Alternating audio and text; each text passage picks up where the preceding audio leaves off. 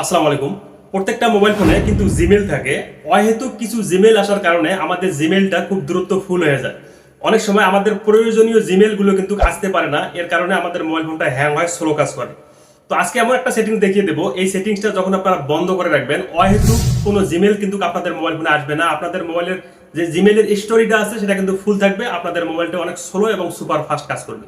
কিভাবে সেটিংসটা করবেন স্ক্রিনটাকে লক্ষ্য করুন, শিখতে পারবেন। তো এটা থেকে বন্ধ করার উপায় কি?